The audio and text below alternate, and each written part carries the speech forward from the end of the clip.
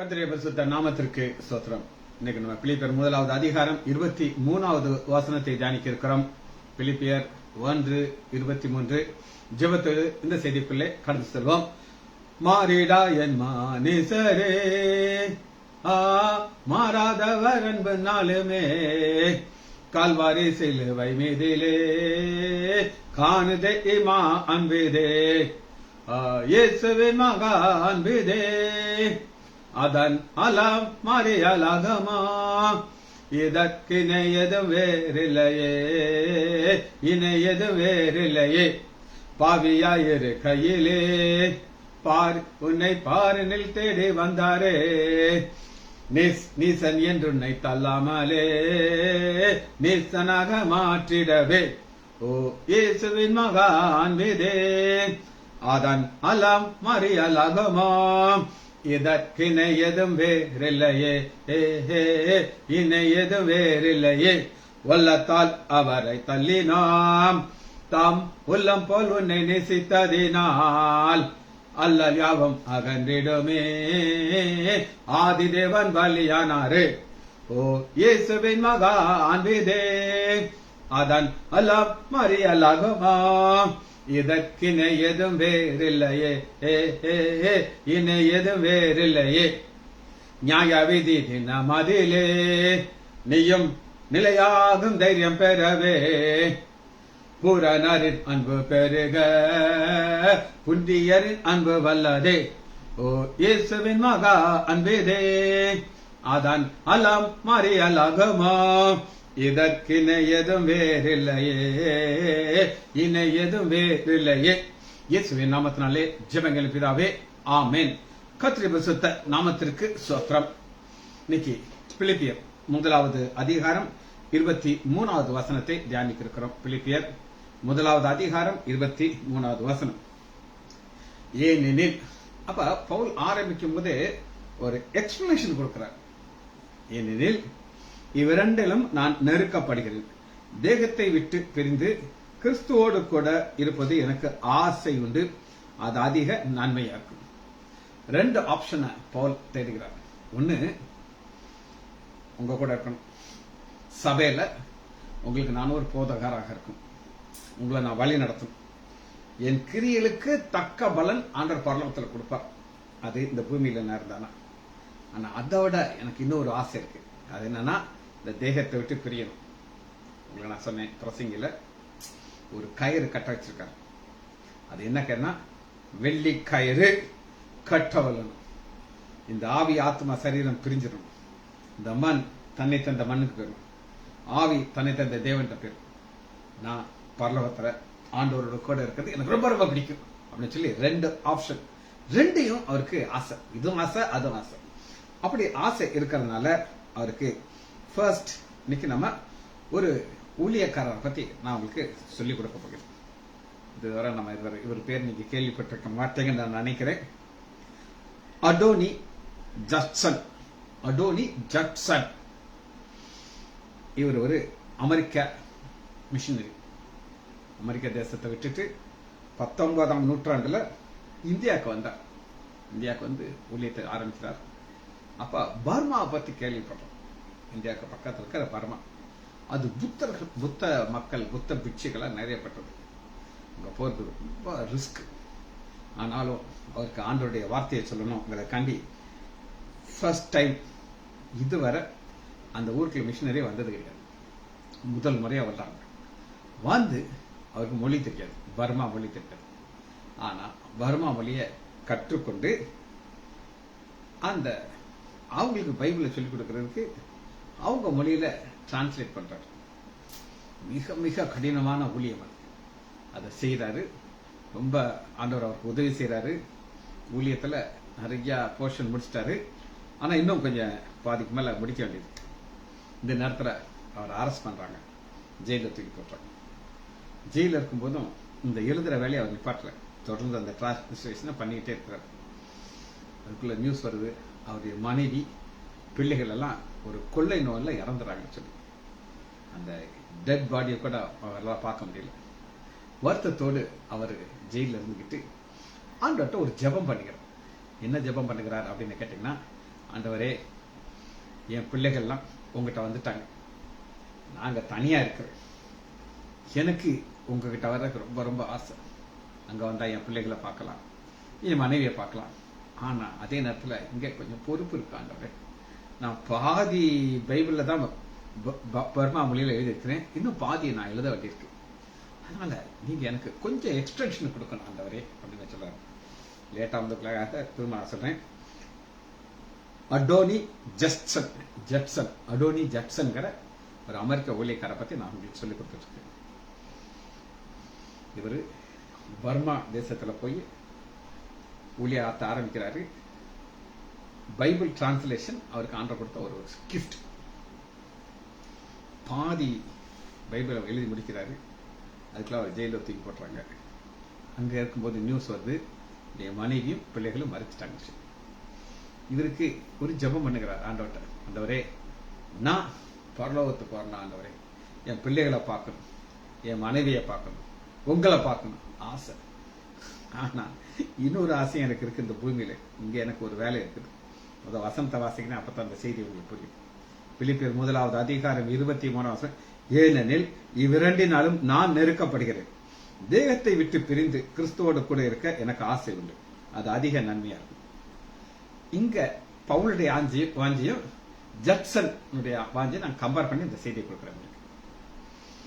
இவருக்கு வேலை இருக்கு.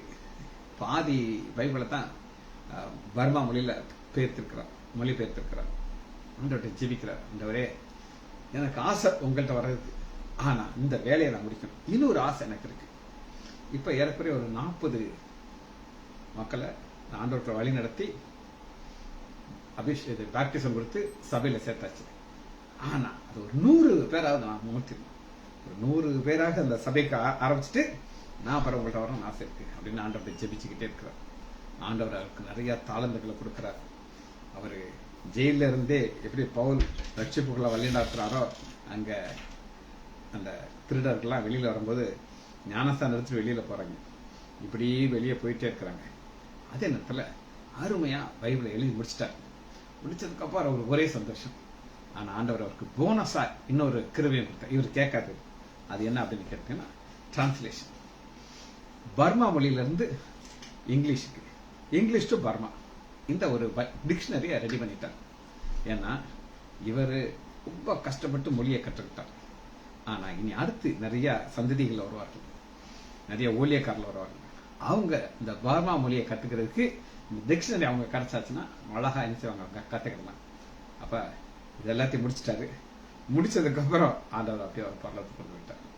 அதனாலதான் பவுல் சொல்றார், 2 நினைவுகளாலே நான் நெருக்கப்படுகிறேன், தேகத்தை விட்டு பிரிந்து உம்மோடு கொடுக்க எனக்கு ஆசை உண்டு. சரி, இத எப்படி ஆண்டவர் ஆசீர்வதிச்சாரோ அதுபோல இங்க பவுலை குறித்து நம்ம பார்க்கலாம். 23வது வசனத்துல தேகத்தை விட்டு பிரிந்து, நம்ம ஆண்டவர் தேகத்தை விட்டு பிரிந்துங்கிறதுனா இந்த மாமிசத்தை விட்டு நம்ம போக வேண்டியிருக்கு. இந்த மாமிசத்தை விட்டு போகிறது குறித்து பேதுரு ஒரு அருமையான ஒரு விளக்கத்தை சொல்கிறார். வாசிப்போமா? 1 பேதுரு எடுத்துக்கொள்ளுங்கள், 4வது அதிகாரம் 1வது. பேதுருடைய வாஞ்சை, அவருடைய விருப்பத்தை நம்ம பார்க்கணும். இப்படி இருந்து கிறிஸ்து நமக்காக மாமிசத்திலே பாடுபட்டனால, எப்படி நம்ம மாமிசத்தில் இருக்கிறோமோ, எப்படி நமக்கு ஆவி ஆத்மா சரீரம் இருக்கோ, எப்படி நம்முடைய சரீரத்தை ஒரு வெள்ளி கயிறுனால கட்டி வச்சிருக்கிறாரோ அதே போல ஆண்டவருக்கு இருந்துச்சு. இப்படிப்பட்ட வழி கிறிஸ்து நமக்காக மாமிசத்திலே பாடுபட்டனர், நீங்களும் அப்படிப்பட்ட சிந்தனை ஆயுதமாக என்றால் மாமிசத்திலே பாடுபடுகிறவன். நம்ம மாமிசத்துல பாடுபடுகிறோம் இல்லைன்னு நான் சொல்லல. ஒவ்வொருத்தருக்கும் ஒரு பிரச்சனை இருக்கும், எல்லாருக்கும் ஒரே பிரச்சனை இருக்குன்னு நான் சொல்ல மாட்டேன். இருக்கும் காலம் வரைக்கும் மனுஷருடைய இச்சையின்படி பிழைக்காமல் தேவனுடைய சித்தத்தின்படி பிழைத்திருக்கிறார். தேவனுடைய சித்தத்தின்படி ஆண்டவர் நமக்கு ஒரு ஆயுசை வச்சிருக்கிறார்.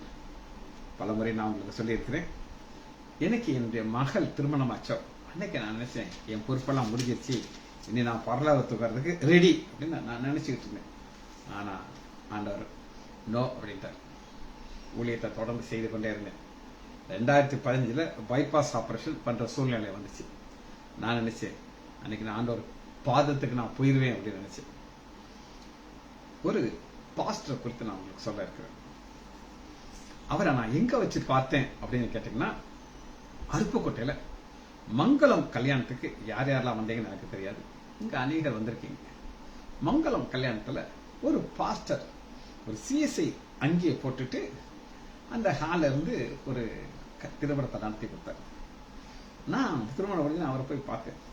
ஐயா, நீங்க சிஎஸ்ஐ பாஸ்டரா? சிஎஸ்ஐ பாஸ்டர்னா சிஎஸ்ஐ ஆலயத்துல தான் நடத்துவாங்க அப்படின்னு. அவர் என்கிட்ட ரொம்ப அன்பாயிட்டார். அன்பாகி சிவகாசியில் அவர் ஒரு சபை வச்சிருக்கிறாரு. அதுக்கப்புறம் அந்த சபைக்கு பல தடவை நான் போய் செய்தி கொடுத்துருக்கேன். அவருக்கு எனக்கு முன்னாடி ஒரு சர்ஜரி சூழ்நிலை, சர்ஜரி நடந்துச்சு. உள்ள கொண்டு போகும்போது உயிரோட வந்தாரு, வெளியே வரும்போது டெட். அவருக்கு ஒரு சின்ன பொண்ணு, ஒரு கொஞ்சம் பெரிய பையன். ஆனா அவர் மனைவி இந்த ஊழியத்தை தொடர்ந்து செய்து கொண்டிருக்கிறாங்க. நான் நினைச்சேன் என்னை ஆண்டவர் அந்த இடத்துல கொண்டு போயிடுவார்னு சொல்லி. ஆனா அன்னைக்கு என்னை ஆண்டவர் கொண்டு போகல. காரணம், தேவனுடைய சித்தத்தின்படி நம்ம வாழ்க்கை வாழ வேண்டும். சரி, இப்ப பவுல் இந்த ஊழியத்துல இந்த பூமியில் இருக்கும்போது அவருக்கு நிறைய அறுவடை பார்த்திருக்காரு. அறுவடைனா என்னன்னா நான் உங்களுக்கு காட்டுறேன். ரோமர் 1வது அதிகாரம் 13. ரோமர் 1:13. சகோதரருக்கு உள்ளே புறஜாதியாரான மற்றவர்களுக்குள்ளே நான் பலனை அடைந்தது போல. புறஜாதியார் 2 பேரை பார்க்கிறோம். ஒன்னு யூதர்கள், இஸ்ரவேலர். இஸ்ரவேலர்கள் யார் அப்படின்னு கேட்டீங்கன்னா, தேவன் இவர்களை தான் சொல்ற அளவுக்கு நேசிக்கிறார். இன்னைக்கும் இஸ்ரவேலர்களை நேசிக்கிற மாதிரி ஆண்டவர் யாரும் நேசிக்க மாட்டார். ஆபிரகாமுக்கு உண்டான அத்தனை ஆசீர்வாதத்தை கொடுத்திருக்கிறார். இன்னைக்கு யார் யாரெல்லாம் இஸ்ரவேலுக்காக ஜெபிக்கிறார்களோ அவளை ஆண்டவர் விசேஷமா ஆசீர்வதிப்பார். யார் யாரெல்லாம் இஸ்ரவேலுக்கு விரோதமா இருக்கிறாங்களோ அவங்களுக்கு சமைச்சு விடுறாங்க. ஆபிரகாமுக்கு கொடுத்த ஆசீர்வாதம் இன்னைக்கும் அது ஆண்டவர் கவனமா பார்த்துட்டு இருக்காங்க. சரி, 2வது புறஜாதியா. அது நம்ம புறஜாதியா, நம்ம செகண்ட் கிளாஸ் சிட்டிசன் அப்படின்னா இருந்தா நம்மளையும் அவர்களையும் கம்பேர் பண்ணவே முடியாது. ஆனா ஆண்டவர்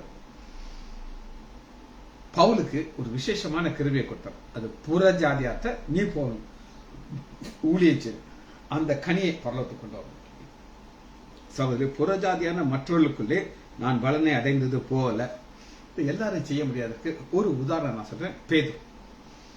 பேதுரு எவ்வளவு நல்ல மனிதன் தான். பேதுரு மாதிரி ஒரு பவர்ஃபுல் மேனை பார்க்க முடியாது. பேதுரு நடக்கும்போது நிலைகள் எல்லாம் என்ன செய்றாங்க, மக்கள் ரட்சிக்கப்படுறாங்க. ஆனா அவருக்கு புறஜாதியாரை பார்த்தோம்னா கொஞ்சம் இன்ஃபீரியரை பார்ப்பார். எப்படி பார்ப்பார்? இது நான் உங்களுக்கு வசனத்துல காட்டுறேன். எப்படி பவுல் புறஜாதியாரா இன்ஃபீரியரா பார்க்கிறார் அப்படின்னு கேட்டீங்கன்னா, கலாத்தியர்ல எடுத்துக்கொள்ளுங்க. கலாத்தியர் பேதுருவை பத்தி பவுல் என்ன சொல்கிறார் அப்படின்னு கேட்டீங்கன்னா, 2வது அதிகாரம் 16. மேலும் பேதுரு அந்தியோகியா வந்த பொழுது அவன் மேல் முகமுகமாக சுற்றத்தினாலே நான் முகமாக எதிர்த்தேன். பவுல் பேதுரு எதிர்க்கிறார். பேதுரு ஆண்டவருக்கு ரொம்ப க்ளோஸ் சீஷன். இவர் அவரை போய் சண்டை வர்றாரு. எப்படின்னு, யாக்கோபின் இடத்திலிருந்து சிலர் வருவதற்கு முன்னே அவன் புறஜாதியாரத்துல சாப்பிட்டான். யாக்கோபு யாரு? அங்கிருந்து வர்றாரு, எங்க ஹெட் குவார்டர்ஸ் இருந்து வர்றாரு. அதுக்கு முன்னாடி என்ன செய்வாரு? புறஜாதியை சாப்பிட்ட கொண்டாங்க போய் சாப்பிடுவார். அவர் வந்த பொழுது விருத்த சேதம் உள்ளவருக்கு பயந்து விலகி பிரிந்தார். எங்க ஹாஸ்பிட்டல்ல ஒரு அக்கா இருக்கா, யாருமே பேர் சொல்ல மாட்டேன். அவ ஒரு ஹை குடும்பத்தை சேர்ந்த பொண்ணு. சரிங்க, அவ எல்லாரும் வீட்டுக்கும் போய் சாட மாட்டான். இந்த ஜாதி வித்தியாசம் நான் பாப்பா, அந்த பொண்ணு பாப்பா, நாங்கெல்லாம் பார்க்க மாட்டோம். அந்த லோ காஸ்ட்ல இருந்து ஒரு அண்ணன் ஒரு மகளுக்கு கல்யாணம் பத்திரிக்கை வச்சாரு. இப்போ எங்க மண்டபத்துல சாப்பாடு, சார் சாப்பிட வருவீங்களா? நீ கூப்பிட்டா நான் வராம இருப்பேனா அப்படின்னு நான் சொன்னேன். போய் நல்லா சாப்பிட்டோம், நல்லா மூக்கு முட்டா சாப்பிட்டு வந்தோம். நான் அந்த பொண்ணா கேட்டேன், அவ வரலையான்னு. சார் அவங்கெல்லாம் எங்க வீட்டுக்கு வர மாட்டாங்க சார் அப்படின்னு சொன்னான். இன்னைக்கு எங்க ஆஸ்பத்திரியில வேலை பார்க்கிற ஒரு பொண்ணு வேலை பார்க்கிற இன்னொருத்தன் வீட்டுக்கு போக மாட்டான், சாப்பிட போக மாட்டான். மற்றபடி இதை வந்து பேசுவான். இங்க எவ்வளவு வித்தியாசம் இருக்கு பாருங்க. ஆனா பேதுரு அதே வித்தியாசத்தை எப்ப செய்வார்னா, ஹெட் குவார்டர்ஸ் இருந்து யாராவது வந்தாங்கன்னா நல்ல பல்ல மாதிரி ஆக்ட் பண்ணுவார். இல்லைன்னா போய் சாப்பிட்டுறாரு. இது பவுலுக்கு பிடிக்காது. விருத்த செய்தி உள்ளவருக்கு பயந்து விலைக்கிறார். மற்ற யூதரும் அவனோட கூட மாலம் பண்ணினார்கள். யூதர்கள் எல்லாமே பேதரெல்லாம் ஒரு கூட்டமா சேர்ந்துக்கிறாங்க. நைஸா கேட்பாங்க, ஏ அங்கிருந்து யாராவது வராங்களா? யாரும் இல்லைனே, அப்ப சாப்பிட போட்டிருக்காங்க, நம்ம போய் ஒரு மாட்டிருந்து அங்க போகும்போது நான் சொல்லுவாரு, பேருந்து யூதர்லாம் பாருங்க, நாங்க மத்தவங்கள மாதிரிலாம் கிடையாது, எங்க கூப்பிட்டாலும் நாங்க வந்து சாப்பிட்றோம், எங்களுக்கும் அவங்களுக்கும் வித்தியாசம் கிடையாது. ஆனா இன்னைக்கும் அந்த வித்தியாசம் இருக்கு. என்னுடைய ரூம்ல முந்தி ஒரு பொண்ணு இருப்பா, இப்ப கல்யாணம் இருக்கு, 2 பிள்ளை இருக்கு. அவ உயர்ந்த ஜாதின்னு சொல்ற, எனக்கு இதெல்லாம் கிடையாது. எனக்கு எப்படி தெரியும் அப்படின்னு கேட்டீங்கன்னா, ஒரு பொண்ணு என்கிட்ட வந்தா, அப்ப ஏதோ ஒரு ஜூஸ் என் கையில வந்துச்சு, நிறைய இருந்துச்சு. ஒரு கிளாஸ் ஊத்தி, பாப்பா குடி பாப்பா நான் கொடுத்தேன். அவ கட்ட கட்ட கட்ட கட்டன்னு பிடிச்சா, குடிச்சிட்டு கழுவி வச்சா. முறைக்கிற அந்த பிள்ளை போன பிறகு கேட்கறா, சார் உங்களுக்கு என்ன ஆளுன்னு தெரியுமா சார்? ஏமா நம்ம பைபிள் ஸ்டடிக்கு வரவில்லை, அது இருக்கட்டும், என்ன ஜாதின்னு தெரியுமான்ட்டு நீ பார்த்து டஃபா பேசினேன். எனக்கு அப்படிமா தெரியும், நான் சர்டிபிகேட்டை கேப்பிட்டு. அவ கீழ் ஜாதி. நீ யாரு அப்படின்னு நான் கேட்டேன். ஆசாரி இருப்பேன். அவ ஆசாரியா, இந்த பொண்ணு கீழ் ஜாதியா. நான் சொன்னேன், பாருமா எனக்கு இதெல்லாம் ஒண்ணுமே தெரியாது, எனக்கு ஒன்னே ஒண்ணு தெரியும், இந்த பிள்ளை ஆண்டவர் ஏற்றுக்கொண்டான், பரலோகத்துக்கு போற, அவ்வளவுதான் எனக்கு தெரியும். இன்னைக்கு நம்ம ஊர்ல இவ்வளவு ஒரு வித்தியாசம் இருக்குது. அன்னைக்கு பாருங்க எப்படி இருக்குன்னு சொல்லி பாருங்க. மற்ற யூதரும் அவனோடு கூட மாய்மாலம் பண்ணினார்கள், அவருடைய மாயத்தினாலே பர்னபாவும் இழுப்புண்டார். புறஜாதியார அவங்க அவ்வளவு வெறுக்கிறாங்க. இப்படிப்பட்ட ஒரு சூழ்நிலையில தான் நல்லா கேட்டு, இப்படிப்பட்ட சூழ்நிலை தான் பவுல் என்ன செய்யறான்னு கேட்டீங்கன்னா, ரோமர் 1வது அதிகாரம் 13 புறஜாதிகள் மற்றவர்களுக்குள்ளே நான் பலனை அடைந்தது போல. பவுல் இதெல்லாம் கண்டுக்கிட மாட்டாரு, போயிட்டே இருப்பாரு. நீ என்ன ஜாதினா எனக்கு என்னையா, நீ யூதனா இருந்தாலும் சரி, புறஜாதி நீ ஒரு ஆண்டோடைய பிள்ளையா மாறணும், அது உன்னதான் என்னுடைய நோக்கம் அப்படின்னு சொல்லி புறஜாதியிடத்திலே பலனை அடைந்தது போல உங்களுக்குள்ளும். இப்ப ரோமாபுரிக்கு வந்துட்டேன் சொல்றாரு, பல இடத்துல போய் நான் ஆண்டவருடைய பிள்ளைகளை ஒரு புறஜாதிகளை ஒரு எடுத்திருக்கேன். இப்படிப்பட்ட நோக்கத்தோடு தான் பவுல் சொல்லுகிறார். என்ன சொல்லுகிறார் அப்படின்னு கேட்டீங்கன்னா, வாசிப்போமா 1வது அதிகாரம் 20. ஏனென்றால் இவ்விரண்டெல்லாம் நான் நெருக்கப்படுகிறேன், தேகத்தை விட்டு பிரிந்து. தேகத்தில் இருக்கும் பொழுது ஆத்மா ஆதாயம் பண்ணுகிறார். புற ஜாதியார்கள ஒரு அப்படியே லட்டு மாதிரி அனுப்பிச்சாரு, ஆண்டவர்களை வழி நடத்துகிறார். இப்ப தேகத்தை விட்டு கிறிஸ்துவோடு கூட இருக்க நெருக்கம். இந்த இவ்விரண்டு நாளும் நான் நெருக்கப்படுகிறேன். இவ்விரண்டு இங்கே இருக்காசா அங்கே இருக்காசா. பழைய ஏற்பாட்டுல இதுபோல ஒரு சம்பவத்தை நான் காட்டப்படுறேன். அது என்ன அப்படின்னு கேட்டீங்கன்னா, இவங்களுக்கு என்னன்னா ஆசை, ஆனா டோட்டலி டிஃபரெண்ட் டைப்பான ஒரு ஆசை. வாசிப்போம். 1 ராஜாக்கள் எடுத்துக்கொள்ளுங்க, 18வது அதிகாரம் 21. 2 நினைவுகள். டோட்டலா டிஃபரெண்ட் கான்செப்ட், ஆனா 2 நினைவுகளை நான் உங்களுக்கு காட்டுறேன். இஸ்ரேல் மக்கள் ஒரு தாழ்ந்த ஒரு நிலையில இருக்காங்க. அவங்களை சுற்றி புறஜாதிகள்லாம் டாப்ல நிக்கிறாங்க. இந்த புறஜாதிகளுக்கு அவங்களுக்கு ஒரு கடவுள் இருக்கு. அந்த கடவுள் பேரு பாகால். பாகால் ஒரு கடவுள். இந்த பாகால்ங்கிற கடவுள் யாருன்னா ஒரு செழிப்பின் கடவுள். நம்ம ஊர்ல திருப்பதி வெங்கடால சங்கரின்னு ஒருத்தர் இருப்பார். அங்க போய் யாராவது காணிக்க கொடுத்தாச்சுன்னா அவங்களுக்கு அப்படியே ஆசீர்வாதம் அள்ளி தள்ளிடுமா. நான் படிக்கும்போது ஒரு சீனியர் எனக்கு ஒருத்தர், அவர் பேரு டாக்டர் அசோக் குமார். எங்களுக்கு எல்லாருக்கும் அவர் பயங்கர ஒரு சீனியர் தான். அவர் எம்பிபிஎஸ் பாஸ் ஆகிறதுக்கு ஒவ்வொரு சப்ஜெக்டும் பாஸ் ஆனார்னா அப்படி மதுரையிலிருந்து நேராக திருப்பதி போய் ஒரு மொட்டையை போடுவார். மொட்டையை போட்டு நேராக குல்பாக்காக்க வருவார். அவர் கடவுளுக்கு கிஃப்ட் கொடுத்துருவார். இப்படி ஒவ்வொரு வருஷமும் கிஃப்ட் கொடுத்து தான் வருவார். அதுக்கப்புறம் அநேக கஷ்டப்பட்டார், அதை நமக்கு தேவையில்லை.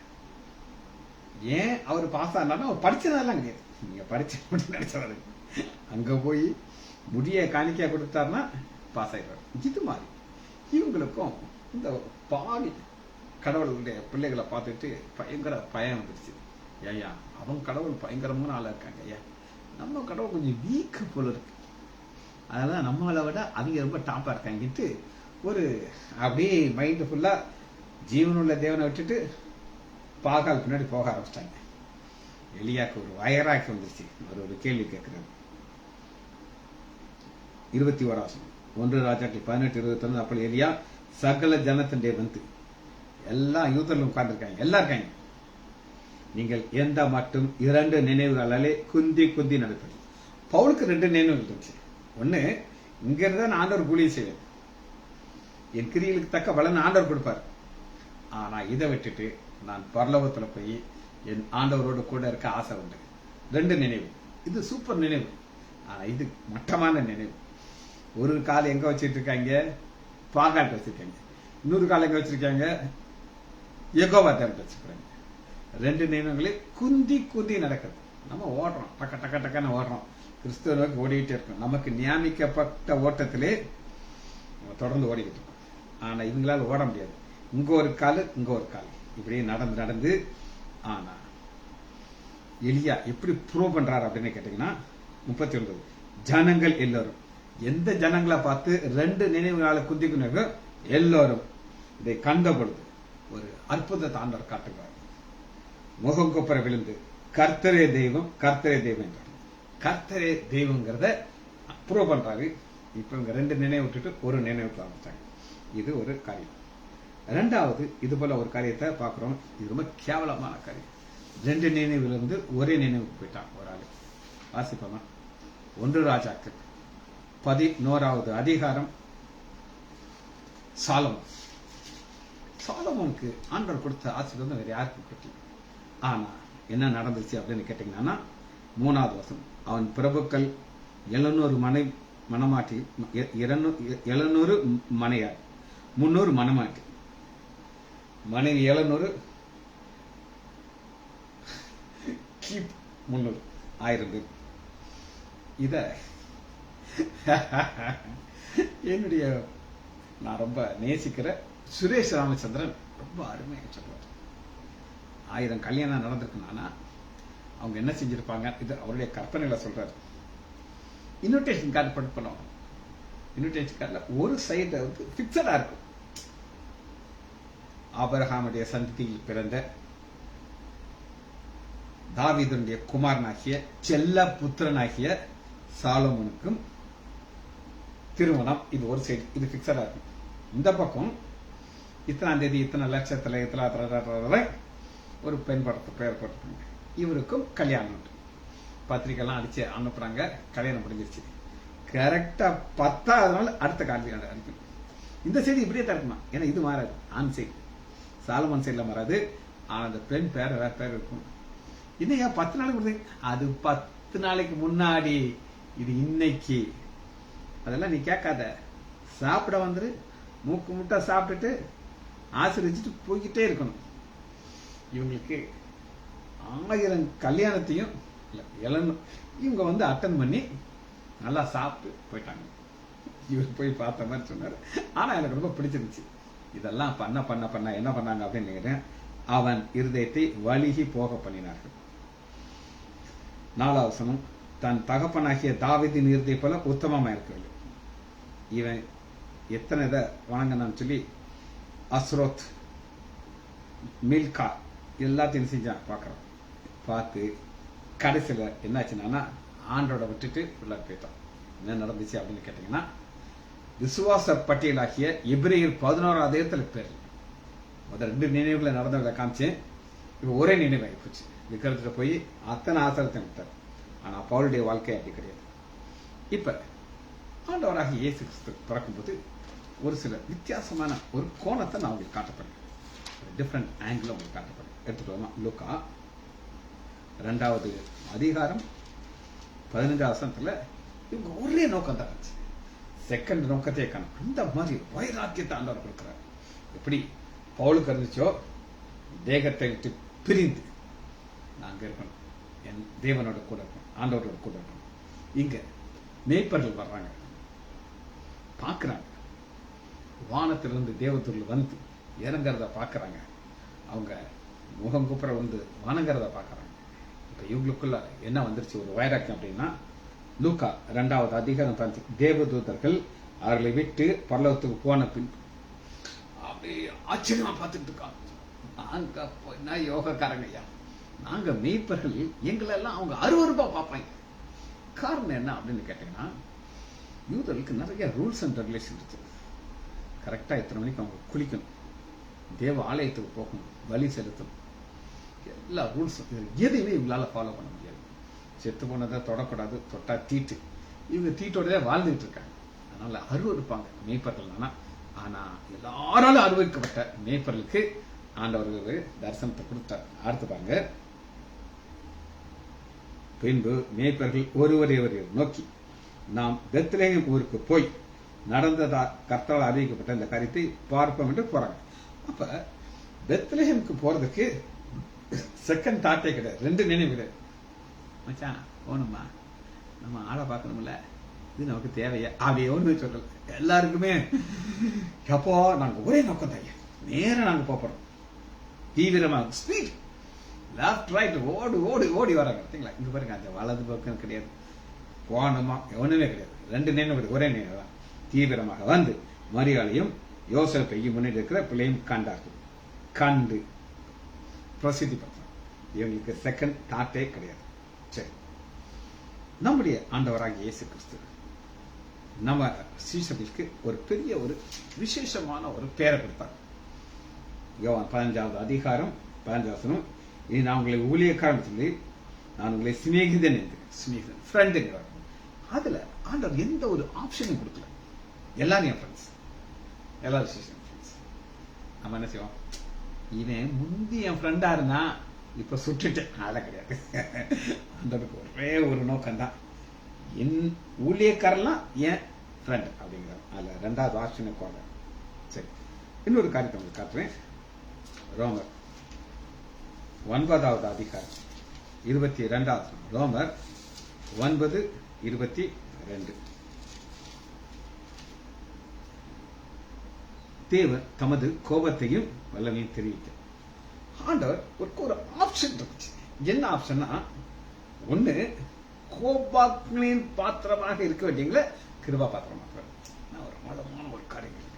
கோபாக்னி நான் என்ன அர்த்தம்னா, தன்னுடைய கோபத்தை எல்லாம் நம்ம மேல காட்ட வேண்டியது. ஆனா அந்த சிந்தி அவர் கட் பண்ணிட்டார். கட் பண்ணிட்டு கிருபா பாத்திரம், அதாவது 23, தம் மகிமைக்காக ஏற்படுத்தின கிருபா பாத்திரங்கள் மேல் தம்முடைய மகிமையின் ஆசிரியத்தை தெரியப்படுத்தும். மகிமையின் ஆசிரியத்தை தெரிவிக்கும் ஒரே நோக்கம். இவன் சரியில்லையே சாத்தா போயா, சரியோ சரியில்லை, என் பிள்ளை கோபாக்னிலாம் கிடையாது, மகிமையின் பாத்திரமா நான் உண்டு பண்ணுவேன், எனக்கு என்னுடைய ஆசீர்வாதத்தை கொடுப்பேன், அது என்னுடைய, அதை நான் மாறவே முடியாது. அது ஒரே சிந்தை அவருக்கு இங்க அங்க மாறப்பட்டார். அப்ப சொல்ல 6வது அதிகாரம் 15வது வசனம். இங்க நீங்க ஸ்தேவானை பார்க்கலாம். ஆலோசனை சங்கத்தார் உட்கார்ந்திருந்தவரும் அவருடைய மேல் அவன் முகம் தேவதூதன் முகத்தை போல் இருந்ததை கண்டார். தேவதூதனுடைய முகம் எப்ப ஒரே நோக்கத்தோடு. ஸ்தேவான் இன்னைக்கு கொஞ்ச நேரத்தை கல்ல விட்டு எறிய போறாங்க. இவன் ஒரு பெரிய பிரசங்கம் பண்றான். இந்த பிரசங்கத்தை கேட்க கேட்க கேட்க எல்லாருக்கும் கோபம் வருது. ஆனா இவனுக்கு அந்த ரிஃப்ளெக்ஷன் எதுவுமே அவர் மேல வர. அவர் இன்னைக்கு கொஞ்ச நேரத்துல பிதாவுடைய வல்லபரிசத்துல போய் இயேசு கிறிஸ்துவோட உட்கார போயிடும். ஆண்டவராக இயேசு கிறிஸ்து நின்று வணக்க வச்சு அவனை கூட்டு போறாரு. முகம் பிரகாசமாச்சு. காரணம் ஒன்னே ஒண்ணு, சிங்கிள்னஸ். அது வலது புறம் இடது புறம் எல்லாருடைய ஒரே பாளையத்துல அப்படி போயிட்டே இருக்கிறார். 2 கொரிந்தியர் 8வது அதிகாரம்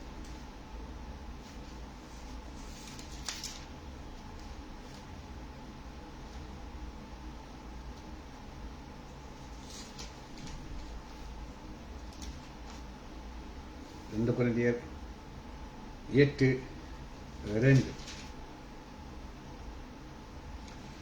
அவர்கள் மிகுந்த உபத்திரத்தில் சோதிக்கலே கொடிய தரித்திரத்திலே தங்களுக்கு பூர்ண சந்தோஷம் மிகுதி இருக்கிறார். கொடுக்கறது இல்ல ஒன்னஸ். இப்ப அநேகர் கொடுக்கறது ரொம்ப யோசிப்பாங்க. நான் ஒரு கேள்வி கேட்பேன், கொடுக்கறது லேசா வாங்குறது லேசா? வாங்குறது ரொம்ப லேசா. ஒருத்தர் உங்க தேவையில சொல்றீங்க, அவர் கொடுத்துட்டாரா ரொம்ப சந்தோஷம், கொடுக்கலன்னா கோவம்.